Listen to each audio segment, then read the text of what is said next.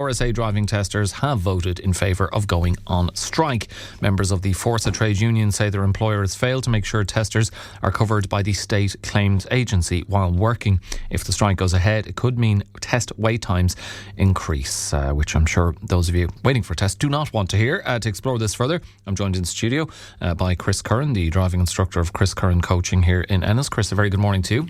Good morning, Alan, and a happy new year to you and your listeners. Yeah, Chris, new year, same issues. This time driving testers, though, voting in favour of going on strike. Was this something, I suppose, given the discussions we've had, even throughout the course of, say, last year, you felt it was only a matter of time, or are you surprised to any degree? I suppose if we look at the context of the reason why the testers might be not so happy, Alan, they had an 83% turnout in this vote just before Christmas, and 95% of the testers voted in favour of this strike. So I suppose the context, and for listeners, is very important.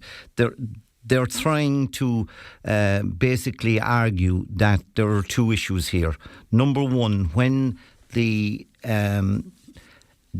person attempting to pass their test arrives at the test centre, walks into the test centre and meets the tester, one of the things they must do is sign a declaration that they are fully insured in the vehicle that they're attempting to pass the test in. However, the testers argue that this is not enough because the learner driver or the person showing to pass their test does not have to provide any evidence of this insurance. In other words, the insurance documents that you and I would always have in our car, perhaps, or at home. And would you have an issue with that? Is that surprising that they don't have to provide any evidence? It would seem to be surprising and possible loophole that somebody, Alan, could turn up, sign the declaration, maybe not truthfully, get into a vehicle that's not fully insured. Now, let's be straight here and very clear. The tester will check the insurance cert on the outside of the windscreen of the car, along with the NCT and the tax, that all are compliant, all are in date, and all relate to the vehicle by checking the registration number. So there is a check. However, the student or the person attempting to pass their test does not have to currently provide evidence of he or she being insured on that vehicle. What are the potential ramifications of that, or potential risks from your perspective, Chris? So, if the person is insured, then everything should be okay. However, if the person is uninsured and an accident or something happens during the test while the tester is in the car, it becomes very tricky. I can see where they're coming from on that, because it means that negligence has to be proven, and then you're going into a legal situation. And we all know, Alan, going down that road can be tricky. So what the testers are claiming is that they need proof that that lady or gentleman showing up for the test is fully insured. And quite reasonably, in my view, they are entitled to ask for the insurance documents. Now, it means another layer of documentation. Currently, the lady or gentleman showing up for his or her test has just got to provide the learner permit. No passport, a learner permit is the only document they have to bring into the test. If they don't have the learner permit, they won't be allowed to sit the test. So there is a loophole there, and it should be investigated, and you can see why the testers may be worried that they're not safe, and that the workplace that they're in, their car or the car presented for the test, isn't fit for purpose if it isn't fully insured. As I mentioned at the start, the members, or the driving testers who are members of the Fórsa Trade Union, are saying their employers fail to make sure testers are covered by the State Claims Agency while they're working. Now, we reached out to the RSA on this, and they've provided us with a statement. So I'll just bring it to yourself and the listeners, Chris, and get your perspective on it. It says the Road Safety Authority notes the outcome of the recent ballot of its driver tester staff members.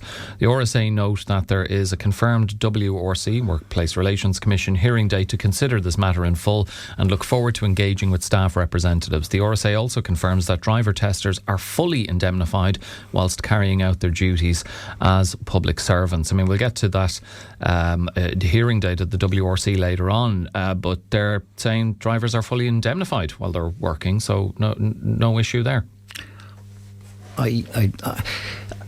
The testers wouldn't agree. So there seems to be a gap, a disconnect there, isn't there? Some sort of a gap or a disconnect. And if we just notice the majority for the vote, it was 95%. So it's an overwhelming majority that feel that this is not correct. So the two issues are, number one, the lack of formal documentation presented at the test centre, ensuring that the lady or gentleman doing their test is fully insured on that vehicle. And the second one is the whole area of indemnification. Are they fully indemnified? Are they fully covered? And I suppose, you'd wonder and you'd ask a simple question. This has always been the case, as long as I know. So why is it suddenly coming to the surface now? And to those of us who aren't driving testers or working with the RSA, particularly those who are on a waiting list to get a driving test, will wonder about this mixed messaging, Chris. Ultimately, does uncertainty around insurance and indemnity, does it undermine confidence in the driving test system when the average person hears that testers have one perspective on this, the RSA have a different perspective on what should be a pretty, I think it's fair to say, cut and dried issue? Very much so. And it just lends itself to the confusion. Online last night, when I was preparing for the interview, there was a huge amount of reaction online about people saying that the whole system is not fit for purpose if this is going on. It's already causing confusion. There is enough confusion.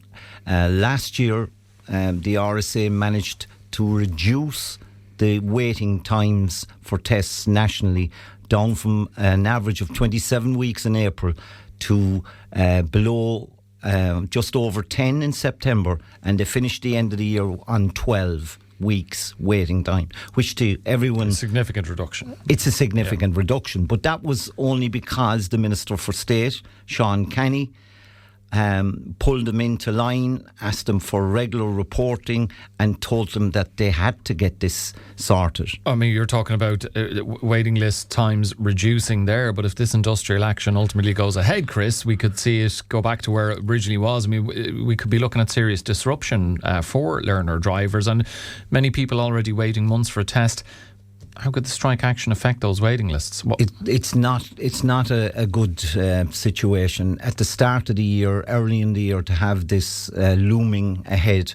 The WRC meetings on the 20th of January, I believe, Alan. Yeah. So there is enough confusion. There is enough going on. Last night, I had a look at the waiting times here in Clare currently for driving tests, and Alan, it's good news at the moment, but if this strike goes ahead, it will delay things. Kilrush, you can get a test the week beginning the 16th of February. So that's 6 weeks waiting list, which is good. That's good, yeah. In Shannon, the estimator is coming in on the 23rd of February, which is 7 weeks. And Ennis has the longest waiting list. It's on the 9th, the week beginning the 9th of March, which is 9 weeks. All are acceptable, I would say. But if this industrial action goes ahead, it's going to lengthen the waiting times and cause more frustration. So what do you hope comes out of this WRC meeting? Would you be hopeful that there can be some sort of understanding here, or can the issue over indemnity be resolved? I would hope so, and quickly. We have to wait until the 20th of this month, but like everyone else, I'd be calling for clarity here, Alan. If the driver testers and their union Fórsa have an issue, surely the RSA and themselves over the mechanism or the mechanics of the WRC can work it out, because the ramifications or consequences of this is not good for people that want to get to work, want to get to college, want to get their licence so that they can drive safely on the roads. And just on that, and just before I let you go, for those who are coming to you for lessons and to other driving instructors, what should they be focusing on now despite all this uncertainty?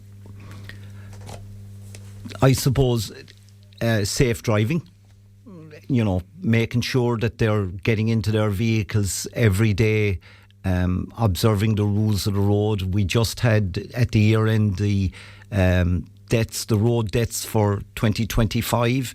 Unfortunately, they've gone up from 171 deaths in 2024 to 185 deaths in 2025. These are on public and private roads. So there's an 8% increase. And as a driving instructor, road safety is paramount. And should they take a glass half full perspective on the issue at the moment? I suppose one view they could take is, oh God, I don't know, maybe my driving test, I could be waiting ages for it now. But should they take an optimistic view of, look, I'll keep getting the lessons, keep doing my preparation and assume that it's all going to work out and I will get my test sooner rather than later? That would be my advice. Keep your lessons, keep working on your preparation for your test, and hopefully clarity will come out of the WRC meeting, and with some good news, because nobody wants extended waiting times. It doesn't work for anybody. Okay, well, I'm sure we'll be speaking to you in the immediate aftermath of that meeting on the 20th of January. We'll all hope for good news to emerge from it. Chris, thank you very much, as always, for your perspective on it. That's Chris Curran, driving instructor with Chris Curran Coaching here in Ennis.